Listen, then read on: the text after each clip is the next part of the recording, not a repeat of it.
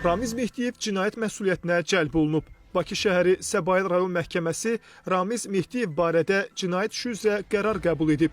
Reportun məlumatına görə məhkəmə xüsusilə ağır cinayət əməllərinə görə cinayət məsuliyyətinə cəlb edilmiş Ramiz Mehdiyev barədə verilmiş vəsadəti təmin edərək 4 ay müddətinə ev dustaqlığı qətimkan tədbiri seçib.